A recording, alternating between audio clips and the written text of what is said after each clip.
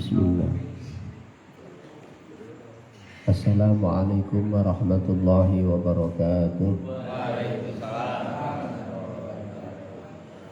Alhamdulillahi rabbil alamin. Alladzi arsala rasulahu bil huda wa dinil haqq liyudhhirahu 'ala ad-din kullih walau karihal musyrikun. Asyhadu an la ilaha illallah wahdahu la syarika lah wa asyhadu anna Muhammadan abduhu wa rasuluh. Allahumma salli wa sallim wa barik ala sayyidina wa habibina wa syafi'ina wa qurrati a'yunina sayyidina wa maulana Muhammad wa ala alihi wa azwajihi wa dhurriyyatihi wa ahli baitihi ajma'in. Subhanaka la ilma lana illa ma 'allamtana innaka antal alimul hakim. Rabbi shrah li sadri wa yassir li amri wa hlul 'uqdatam min lisani yafqahu qawli, amma ba'd. Alhamdulillahi rabbil alamin. Bapak Ibu jamaah yang insyaallah dimuliakan Allah Subhanahu wa taala. Puji syukur kehadirat Allah Subhanahu wa taala, yang mana Allah Subhanahu wa taala senantiasa melimpahkan nikmat, rahmat, hidayah beserta inayahnya, sehingga dengan nikmat Allah Subhanahu wa taala, hidayah Allah Subhanahu wa taala, pada malam hari ini kita masih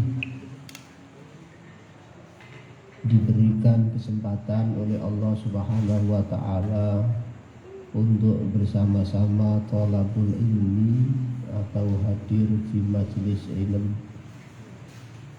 Mudah-mudahan kehadiran kita di majelis ilmi ini dicatat oleh Allah Subhanahu wa taala menjadi amal hasanah kita. Mudah-mudahan di majelis ilmu ini kita selalu diberikan kemudahan oleh Allah Subhanahu wa taala, baik urusan dunia maupun urusan akhirat.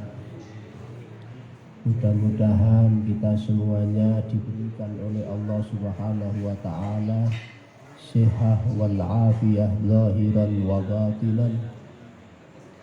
Mudah-mudahan majelis ilmu ini bersamaan dengan hidayah Allah Subhanahu wa taala, sehingga kita selalu istiqomah untuk menghambakan diri kita kepada Allah Subhanahu wa taala.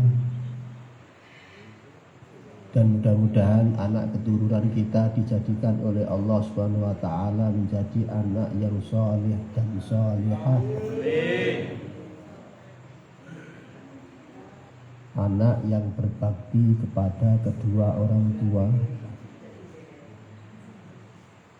anak yang selalu menjadi qurrata a'yun terhadap keluarganya, anak yang selalu membahagiakan kedua orang tuanya.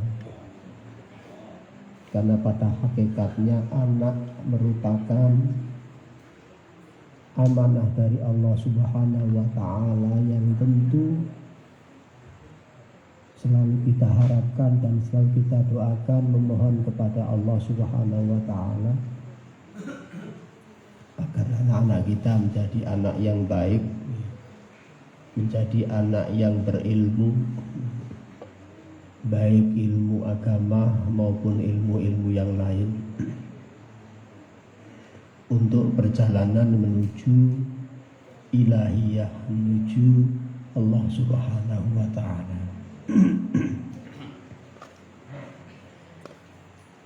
Dan mudah-mudahan kita yang hadir di majelis ini bisa nulari kepada tetangga-tetangga kita, saudara kita, untuk ikut hadir di majelis ilmu.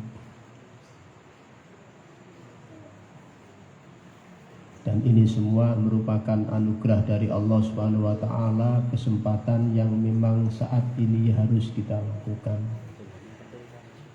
Kita masih diberikan umur oleh Allah Subhanahu wa ta'ala, masih diberikan kekuatan oleh Allah Subhanahu wa ta'ala untuk kita gunakan, untuk kita manfaatkan dengan hal-hal yang baik, yang tentu hal-hal tersebut bisa memberikan manfaat untuk diri kita, untuk keluarga, untuk masyarakat, tentunya untuk nusa dan bangsa. Salawat dan salam semoga selalu tercurah kepada uswah kita Nabi Agung Muhammad sallallahu alaihi wasallam. Mudah-mudahan kita semua yang hadir di majelis ini maupun yang saat ini belum hadir ataupun belum tidak bisa hadir karena satu hal, tetap menjadi umat Nabi Muhammad sallallahu alaihi wasallam ila yaumil akhir, dikenal oleh Nabi kita Muhammad sallallahu alaihi wasallam, karena paling tidak kita ikut mendakwakan ajaran daripada Nabi Muhammad sallallahu alaihi wasallam, sehingga insya Allah kelak di yaumil akhir kita nanti akan mendapatkan syafaat daripada Nabi Muhammad sallallahu alaihi wasallam. Amin, Allahumma amin. Bapak Ibu jamaah yang insya Allah dimuliakan Allah Subhanahu wa ta'ala, alhamdulillah untuk pertemuan pada malam hari ini kita akan menceritakan tentang kisah sejarah hidup daripada Nabi Ishaq alaihissalam. Namun sebelum kita kaji bersama, marilah kita semuanya untuk selalu bersemangat dalam menuntut ilmu, dalam thalabul ilmi. Jangan sampai kendor. Mumpung kita masih diberikan kesempatan oleh Allah, diberikan sehat wal afiyah oleh Allah, diberikan umur oleh Allah, kita manfaatkan. Alhamdulillah, ibu-ibu ini tambah rame. Ketoke sing bapak-bapak rada melempem nih. Kita jangan kados kerupuk kecemplung kaleng. Ora nek suarane nek dipangan. Lah niki monggo. Kita sareng-sareng saling tawasau bil haq wa tawasau, atau saling mengajak kebaikan. Memang kudu dijawil kancane. Jadi diilingke, mengajak kebaikan termasuk dakwah. Jenengan ngajak wong ten majelis ilmu ini termasuk dakwah. Karena dakwah itu ajak-ajak di jalan Allah Subhanahu wa ta'ala. Ini itu tambah kata lho, suwe ora amat ibu-ibu niki. Sing bapak samsaya menciut. Sampeyan panggonane dipek ibu-ibu kabeh katanya. Nah niki monggo. Sebab napa? Hakikatnya orang menuntut ilmu, orang yang mencari ilmu, orang yang mencari pemahaman. Ilmu itu kan pahaman. Itu hakikatnya orang tersebut adalah mencari surga. Pun benak. Itu ngendikanipun Kanjeng Nabi Muhammad sallallahu alaihi wasallam. Wonten kitab napa menika kanthi wonten kitab Masaihul Ibad niku dipun terangaken. Jadi hakikatnya orang mencari ilmu niku mencari surga. Itu lah iman-iman nganti kita punya waktu, kita punya tenaga, tetapi waktu dan tenaga tidak kita manfaatkan untuk thalabul ilmi, itu termasuk orang-orang yang rugi. Ya rugi dunya, ya rugi akhirat. Niku sampun pasti. Bila diparingi kesempatan ya monggo dimanfaati kesempatan, sebab kesempatan niku nggih hanya itu jenenge kesempatan. Nek pun diparingi kesempatan dimanfaati kesempatan ini. Dalam kondisi apapun sing jenenge mencari ilmu niku hukumipun wajib. Orang Islam niku golek ilmu niku hukumipun wajib. Selama orang itu masih diberikan nafas oleh Allah Subhanahu wa taala, maka orang tersebut masih wajib untuk menuntut ilmu. Tapi mboten gedhe, mboten cilik, mboten enom, mboten tuwa sing jenenge tesih dipun paringi nafas oleh Allah, maka masih berkewajiban untuk menuntut ilmu. Nah, bila monggo semangat anggenipun kula sami thalabul ilmi. Ngetokke napa? Ukhuwah Islamiyah.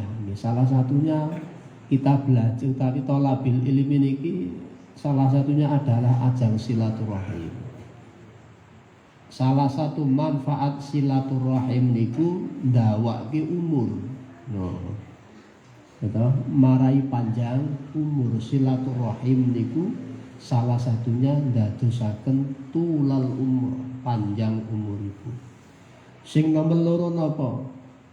Wong sing sering silaturahim, tiyang ingkang sering silaturahim niku insyaallah rezekine digampilke kalian Gusti Allah. Niku bagian-bagian daripada kita bersilaturahim, saling mengenal antara satu dengan yang lain. Nah, nek saged kumpul kados ngaten lak kenak. Umpama ora ketok iku nek endi ora ketok iso digoleki. Ora ketoke sebabe napa. Nah niki monggo thalabul ilmi niki sangat-sangat penting. Jadi hakikatnya orang yang mencari ilmu itu insyaallah hakikatnya mencari surganya Allah Subhanahu wa taala. Sebaliknya orang selalu berbuat maksiat, maka hakikatnya orang itu mencari nerakanya Allah Subhanahu wa ta'ala. Jenengan kula jenengan sedaya kantun milih sing thalabul ilmi napa thalabul maksiat. Kantun milih. Nek thalabul maksiat berarti hakikatnya mencari neraka, nek thalabul ilm hakikatnya mencari surga. Jadi kaitanipun kalian napa menika kita semangat dalam thalabul ilmi utawi. Bapak Ibu yang insyaallah dimuliakan Allah Subhanahu wa taala, masuk pada kisah daripada Nabi Ishak alaihissalam. Allah Subhanahu wa taala menciptakan Nabi Ishak atau melahirkan Nabi Ishak. Mula-mula Allah Subhanahu wa taala menciptakan Nabi Ismail alaihissalam. Nabi Ismail putranya sinten? Nabi Ismail putranya Nabi Ibrahim alaihissalam dari ibu sinten? Kemutan boten? Siti Hajar. Ya, jadi sampai seminggu loh, mau lali. Jawabannya, pikirannya pun kata apa-apa. Saya mikir macam-macam, mungkin butuh yang jelas nih. Kita, jadi kesupan. Supan ini koncone lali. Nek pun lali mboten ngerti. Nah, niku kisah, nggih. Jadi Nabi Ishak itu juga termasuk putra Nabi Ibrahim alaihi salam dari jalur atau dari ibu sinten Nabi Ishak Siti Sayyidah Sarah. Jadi Nabi Ibrahim punya istri dua. Nah, ini kita ikayang ini. Jadi punya istri dua, istri yang pertama atau istri tua itu namanya Sayyidah Sarah. Nek wong Jawa jenenge Siti Sarah. Nah, niki berarti tesih enten hubunganipun kalian kisah Nabi Ibrahim ketika Nabi Ibrahim belum dikaruniai putra, berdoa kepada Allah Subhanahu wa taala, selalu berdoa. Nah, di saat-saat itu di zamannya Nabi Ibrahim alaihissalam itu kan ada raja, ya namanya Raja Namrud. Ada raja yang memang tidak sepaham dengan Nabi Ibrahim alaihissalam. Jadi menceritakan sejarah sebelumnya sedikit. Kemudian Sayyidah Sarah niku diberi hadiah oleh Raja Namrud, diberi hadiah sinten? Naminipun Sayyidah, ibunipun Nabi Ismail sinten mau? Sayyidah Hajar. Dulu Sayyidah Hajar itu seorang ammah atau seorang budak. Karena pada waktu itu Sayyidah Sarah niku cara kasaran sakniki digodho kali Raja Namrud tetapi tidak bisa. Sehingga malah diparingi budak naminipun Sayyidah Hajar. Maka akhirnya Nabi Ibrahim alaihissalam diizinkan oleh Sayyidah Sarah untuk menikahi Sayyidah Hajar karena memang tujuannya tidak lain dan tidak bukan untuk mencari keturunan. Jadi bukan karena apa-apa, niat awalnya untuk mencari keturunan. Ringkas cerita, akhirnya Allah Subhanahu wa taala mengabulkan doa daripada Nabi Ibrahim alaihissalam. Sayyidah Hajar kemudian hamil, kemudian lahirlah seorang putra yang bernama Nabi Ismail alaihissalam. Kemudian dengan berjalanan waktu, dengan lahirnya putra Nabi Ibrahim alaihissalam yang bernama Nabi Ismail, kemudian Nabi Ibrahim alaihissalam terus berdoa memohon kepada Allah Subhanahu wa taala agar juga diberi keturunan dari jalur Sayyidah Sarah. Terus beliau berdoa. Walhasil doa yang beliau panjatkan, yang Nabi Ibrahim panjatkan setiap malam berdoa kepada Allah Subhanahu wa taala agar diberikan keturunan, akhirnya diijabah, dikabulkan oleh Allah Subhanahu wa taala. Lalu Allah Subhanahu wa taala memerintahkan malaikat. Beberapa malaikat diperintah oleh Allah Subhanahu wa taala untuk memberikan kabar gembira terhadap Nabi Ibrahim alaihissalam. Nah, kemudian datanglah para malaikat Allah Subhanahu wa taala bertamu di rumah Nabi Ibrahim alaihissalam. Bertamu kemudian ya pada umumnya ketika ada orang yang bertamu mestinya dijamu. Karena Nabi Ibrahim itu termasuk salah satu orang yang ketika ada atau kedatangan seorang tamu, beliau selalu memuliakan tamunya. Tamune dimulyake, Nabi Ibrahim alaihissalam membawa anak sapi yang sudah dipanggang untuk diberikan kepada para tamu Nabi Ibrahim alaihissalam. Jadi disediakan, dijamu. Nah, setelah dijamu itu, nanti makanan yang ada di meja itu sedikit pun tidak disentuh oleh tamu-tamu tersebut. Bahkan minuman pun juga tidak diminum oleh para tamu. Karena pada saat itu Nabi Ibrahim belum tahu yang datang itu siapa. Nah, ketika itu Nabi Ibrahim juga semakin cemas. Ada apa ini? Semakin cemas karena ada tamu disuguh kok yura didahar. Dikei unjukan yura diunjuk. Ringkas kisah, tamu-tamu Nabi Ibrahim alaihissalam itu akhirnya bercerita bahwa saya adalah diutus oleh Allah Subhanahu wa taala, bahwa saya disuruh Allah, diperintah Allah untuk memberikan kabar gembira kepada Nabi Ibrahim.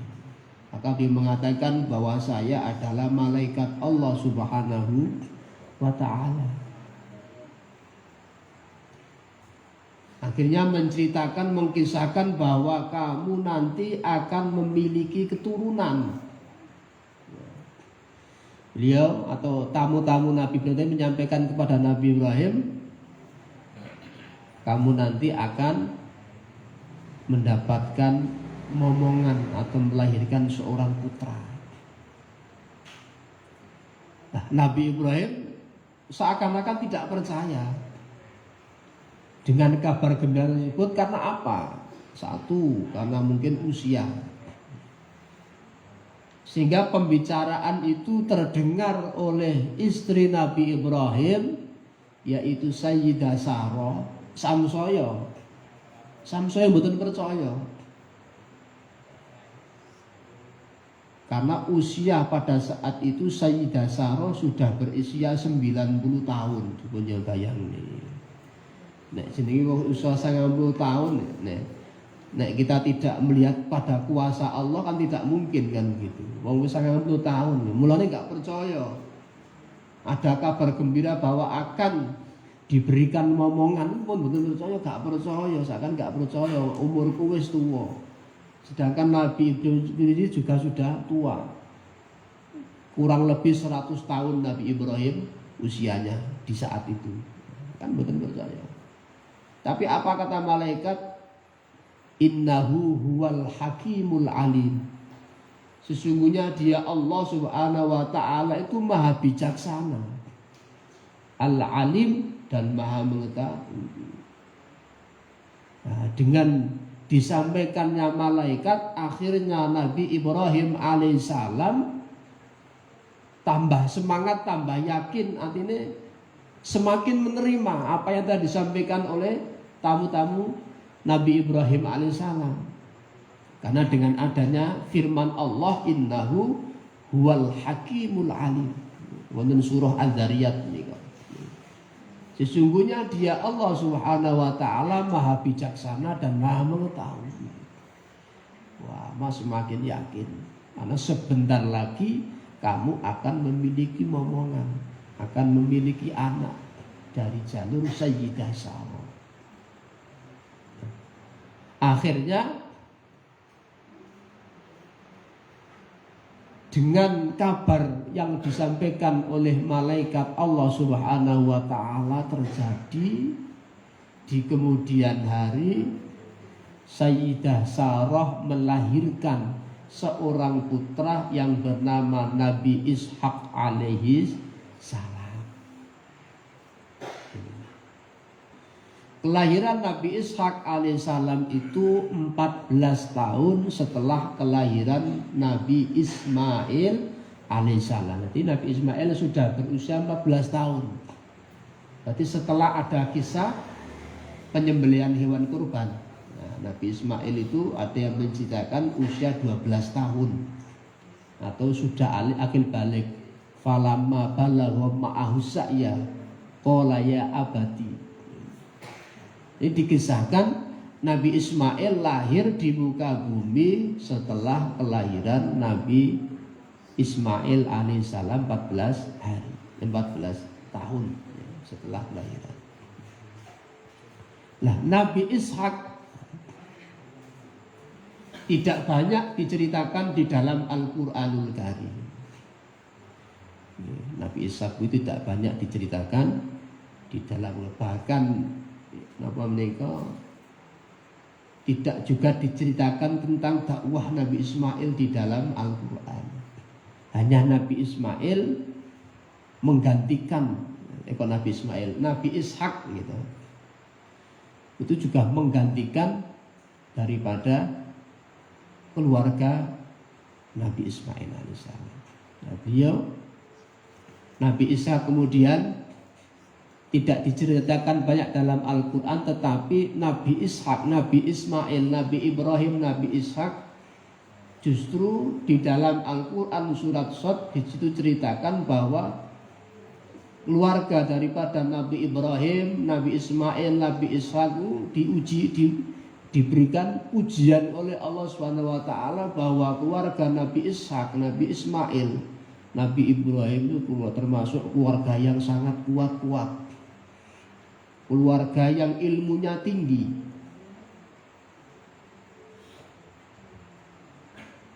Ini kisah daripada Nabi Ishak alaihissalam. Nah, kemudian dengan perjalanan Nabi Ishak alaihissalam, kemudian Nabi Ishak kurang lebih usia 40 tahun, Nabi Ishak juga menikah. Beliau menikah dengan seorang perempuan bernama Rifqah atau bernama Rafiqah. Beliau pun juga dikabarkan istri beliau yang bernama Rifqah itu termasuk seorang perempuan yang mandul pada waktu itu. Jadi kisahnya sama seperti kisah ibunya Nabi Ismail, Nabi Ishak alaihissalam. Ya. Akhirnya apa? Beliau berdua, Nabi Ishak dan istrinya, kemudian tetap beliau berdoa kepada Allah Subhanahu wa taala agar diberikan keturunan. Beliau terus memohon kepada Allah persis sama kisah daripada Nabi Ibrahim alaihissalam. Tidak pernah putus, tidak pernah berhenti khusyuk untuk berdoa. Makanya kita pun juga diwajibkan untuk berdoa memohon kepada Allah Subhanahu wa ta'ala. Ini sudah dikisahkan oleh para orang-orang terdahulu ketika berdoa memohon tidak pernah berhenti, tidak pernah putus asa. Ya, sebab memang dalam syariat Islam kita itu tidak boleh berputus asa. Wala tai'asu mir rauhillah innahu la yai'asu mir rauhillah illal qaumil kafir. Di firman Allah Subhanahu wa taala memberitahukan kepada kita jangan sampai kita sekali-kali putus asa di jalan Allah Subhanahu wa taala. Innahu la yai'asu mir rauhillah illal qaumul kafir. Sesungguhnya orang-orang yang berputus asa di jalan Allah Subhanahu wa taala itu hanyalah orang-orang yang kafir. Kita orang Muslim, kita orang Islam harus yakin ketika kita berdoa kepada Allah. Sing penting doane tenanan, sing penting doane ikhlas, Sing penting doane khusyuk, insyaallah Allah Subhanahu wa taala akan mengabulkan. Kapan Allah mengabulkan? Ya wallahu alam. Yang penting memang itu termasuk ujian.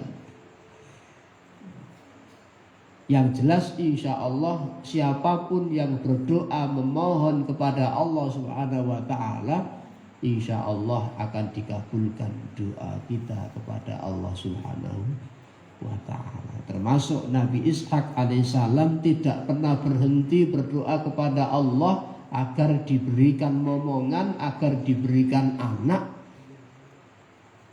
Agar apa? Untuk bisa menggantikan dakwahnya. Dan pada akhirnya istri Nabi Ishak alaihissalam pun juga hamil. Dan akhirnya melahirkan 2 orang putra kembar. Nabi Ishak, istrinya Nabi Ishak yang bernama Rifqah itu melahirkan 2 orang anak laki-laki. Maka di situ sebelum melahirkan sudah dikisahkan, sudah diceritakan oleh Allah Subhanahu wa taala nanti akan lahir di antara putra Nabi Ishak alaihissalam ada yang menjadi utusan Allah Subhanahu wa taala. Kira-kira sinten niki putranipun Nabi Ishak alaihissalam? Sinten? Yusuf tak tompo. Sanesipun ya sok-sok nganggo ngene barang ben ketok gayeng ngono. Monggo ibu-ibu. Sinten? Yakub. Sinten meneh? Tak tompo sik. Jawabane oke nggak disimpulkan ngoten lho. Nek jawabane sithik.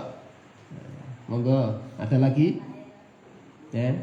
Ampun wedi wong salah ya ora apa-apa kok. Kula mboten bawa pentung niki. Buka Google, Bu. Buka Google. Nggih. Jadi Nabi Ishak alaihissalam melahirkan 2 putra kembar namanya satu Nabi Yakub. Sing bener sinten niku? Ya. Nabi Ishak. Jadi punya putra kembar namanya satu Nabi Ishak. Yang pertama Nabi, yang pertama ini sebelum Nabi menika naminipun Ishak Yakub. Kemudian setunggalipun naminipun Ais panggilanipun. Nah, di situ dikisahkan, diceritakan memang sifat-sifat daripada 2 putra Nabi Ishak alaihissalam itu berbeda. Menawi Nabi Ishak alaihissalam itu sifatipun persis seperti istrinya Nabi Ishak alaihissalam. Nabi Yakub niku sifatipun persis. Lah putra yang satunya sifatipun persis seperti Nabi Ishak, sering berburu. Nabi Ishak dulu itu kisahnya senang berburu. Maka salah satu putra dari Nabi Ishak itu juga sering berburu. Sehingga putra yang bernama Ais ini sangat-sangat disayangi oleh Nabi Ishak alaihissalam. Karena apa? Duwe persamaan. Duwe sifat sing padha. Begitu juga sebaliknya Nabi Yakub alaihissalam karena memiliki sifat yang sama dengan ibunya pun juga sangat sayang dengan Nabi Yakub alaihissalam. Makanya Nabi Yakub itu nggak pernah kemana-mana, selalu di rumah, selalu membantu kegiatan ibu-ibu. Ibaratnya ibu masak niku melu ngewangi masak. Pak RW. Kados Pak RW jare. Lah kirangan nih. Tapi sing setunggalipun niku wau senengane berburu, senengane berburu. Ya, karena apa? Memiliki sifat yang sama dengan ayah. Dan ternyata dalam tubuh 2 putra Nabi Ishak alaihissalam itu berbeda. Kalau yang namanya Ais itu kulitnya itu merah berbulu, bulunya lebat. Tetapi Nabi Ishak alaihissalam tidak. Nah, ini ada perbedaan dalam fisik putra Nabi Ishak alaihissalam. Nah, maka kemudian apa? Ringkas kisah, ringkas cerita. ada beberapa kisah yang mengatakan ketika di akhir hayat Nabi Ishak alaihissalam, Nabi Ishak ketika sudah mungkin lemas, sudah tidak punya daya, tidak punya kekuatan, Nabi Ishak itu kepengin dimasake sing enak, sehingga putranya yang bernama Ais itu disuruh berburu nanti untuk makan kepada Nabi Ishak, untuk jamuan atau daharan untuk Nabi Ishak. Nah, kemudian istri daripada Nabi Ishak alaihissalam itu mendengar perkataan itu. Karena apa? Nabi Ishak alaihissalam tadi, setelah kamu nanti pulang dari berburu, kemudian kamu nanti masak yang kamu dapatkan, akan aku doakan bahwa kamu nanti akan menjadi pengganti saya. Nah, itu didengar oleh istri Nabi Ishak alaihissalam. Dan istrinya pun juga nggak mau kalah, nggak kepengen sing didongake Nabi Ishak itu putranya bernama Ais. Maka Nabi Ishak, ibunya Nabi Ishak, Nabi Yakub tadi memerintahkan Nabi Yakub, karena Nabi Yakub itu sangat-sangat disayang oleh ibunya. Kemudian Nabi Yakub itu diberi pakaian, sing pakaian itu modelnya seperti badan saudara kandungnya. Jadi dikasih pakaian yang berbulu. Kemudian Nabi Yakub tadi menghampiri Nabi Ishak sambil membawa jamuan, kemudian didoakan. Nah, setelah didoakan selesai, putra Nabi Ishak alaihissalam tadi yang disuruh untuk berburu datang. Akhirnya kaget. Ada peristiwa didoakan, dan Nabi Ishak alaihissalam juga kaget. Berarti yang saya doakan tadi bukan Ais, tetapi Nabi Ishak. Maka putra yang sedang berburu tadi ketika datang, beliau meminta doanya untuk dicabut. Tapi kata Nabi Ishak, doanya sudah tidak bisa dicabut. Sehingga akhirnya yang menjadi penerus Nabi Ishak alaihissalam adalah Nabi Yakub alaihissalam. Nabi Yakub nanti punya keturunan namanya Nabi Yusuf alaihissalam. Nanti kisahnya seperti itu. Akhirnya saudara daripada Nabi Yakub tadi marah, ngamuk. Jangan saya wis anyel nesu, apa-apa dibandingi. Kayak ini. Itu piring 10 dadi 5. Ya, akhirnya apa? Wis sing ning wong mboten trima, akhirnya istri dan Nabi Ishak alaihissalam disuruh pergi oleh Nabi Ishak alaihissalam untuk mencari tempat sendiri. Maka munculnya nama Bani Israel itu ya dari Nabi Yakub alaihissalam. Ya. Karena kenapa di kisah itu munculnya Bani Israel atau munculnya Israel itu dari Nabi Yakub, karena memang Nabi Yakub dulu itu sering perjalanan di daerah situ, sehingga orang-orang Bani Israel itu terkenal ngeyel. Kados RW ini, RW meneh kapok iki. Lah gitu. Nah, niki. Jadi kisah-kisah ini munculnya Bani Israel, munculnya nama Israel itu dari kisah keluarga daripada Nabi Yakub alaihi salam. Nah, ini kisah singkat yang memang kisah ini kita ambil hikmah. Yang kita ambil hikmahnya apa? Di antaranya adalah doa. Doa daripada orang-orang soleh, doa daripada Nabi atau utusan Allah Subhanahu wa taala memberikan satu gambaran kepada kita. Artinya bahwa ini merupakan ajaan untuk kita selalu berdoa memohon kepada Allah Subhanahu wa ta'ala. Jangan sampai kita putus untuk tidak berdoa kepada Allah. Kalau kita sampai tidak pernah berdoa memohon kepada Allah, ini termasuk dianggap orang-orang yang sombong. Tidak, seakan-akan dia tidak butuh Allah Subhanahu wa ta'ala. Padahal sebetulnya yang butuh kita bukan Allah Subhanahu wa ta'ala. Maka kita ketuk langit, kita ketuk pintu langit. Dengan cara apa? Dengan cara kita berdoa memohon kepada Allah Subhanahu wa ta'ala. Doanya nopo? Ya terserah jenengan. Mungkin doanya beda-beda. Tapi yang jelas berdoa itu harus, lebih-lebih ketika kita setelah sholat. Nah, akan tetapi berdoa itu ada tata caranya. Jadi sing jenengin jaluk ya sejenenge minta itu mestinya ada tata cara, ada aturannya. Ben supaya ne gampang, ben supaya ne diparingi, ben supaya ne diijabah oleh Allah Subhanahu wa ta'ala. Maka dengan cara-cara apa? Yang pertama adalah as-sana'u. Ya kudu ngelem sik karo sing gawe urip. Makanya biasanya ketika berdoa pasti ucapan alhamdulillahirabbil alamin. Ini kan termasuk pujian. Jadi ketika kita berdoa jangan sampai kita tidak memuji Allah Subhanahu wa ta'ala. Namun sebelum kita muji juga dianjurkan, ketika kita berdoa kepada Allah jangan lupa doa kita diawali dengan istighfar dan sholawat.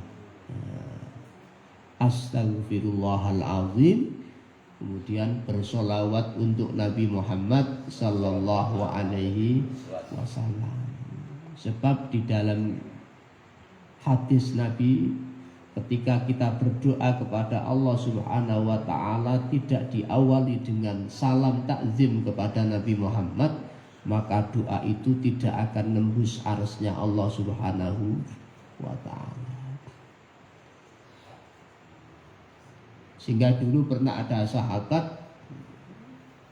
ketika beliau berdoa memohon kepada Allah Subhanahu wa ta'ala, kemudian beliau lapor kepada Nabi Muhammad, "Ya Rasul, saya itu kalau berdoa 1/4 doa saya itu untuk selalu memujimu atau bersolawat untukmu."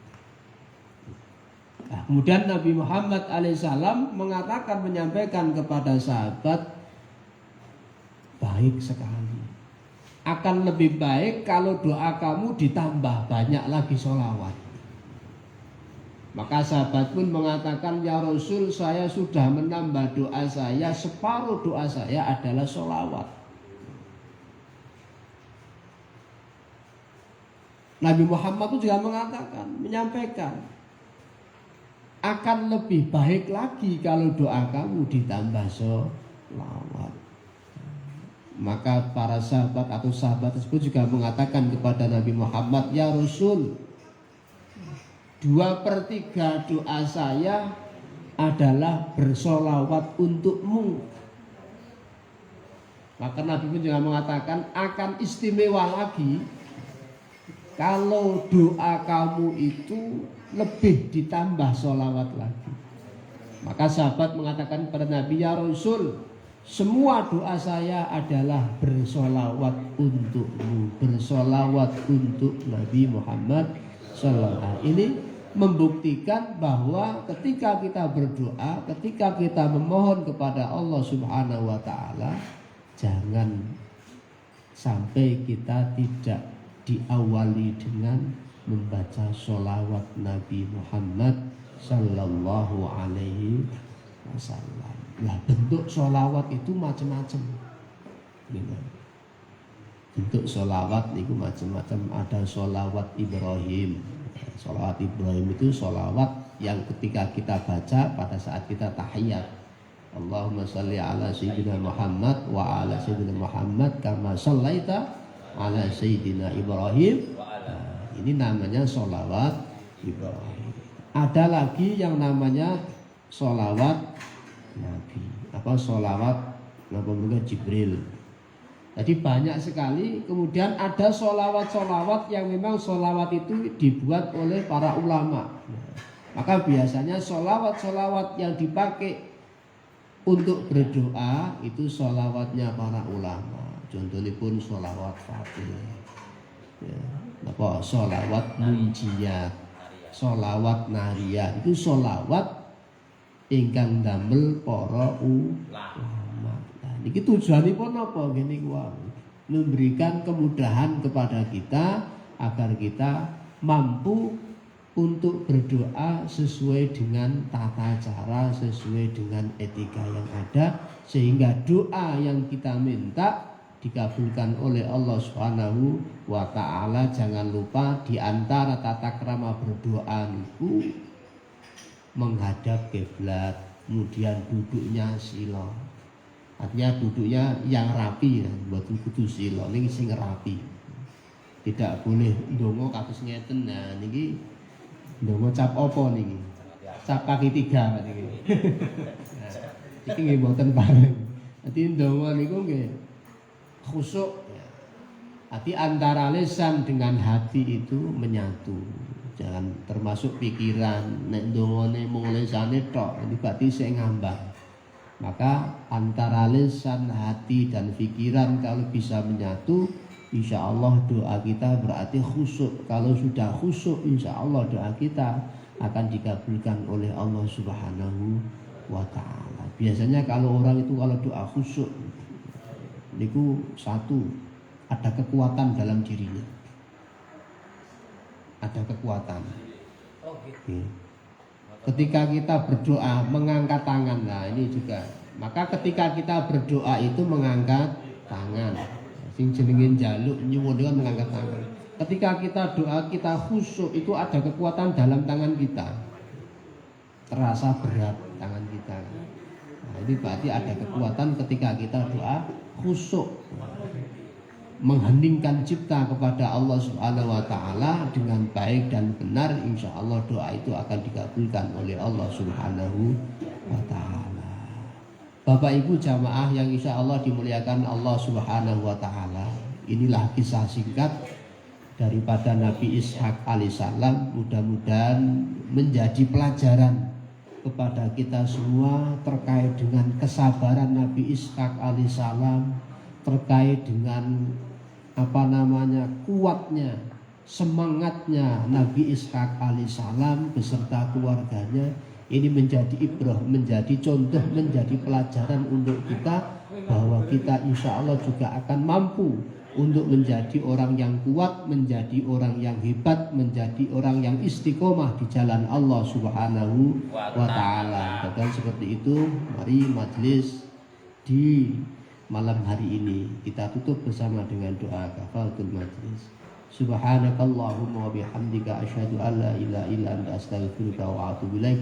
Wallahul muwaffiq ila aqwamit thoriq. Wassalamualaikum warahmatullahi wabarakatuh. Waalaikumsalam warahmatullahi wabarakatuh.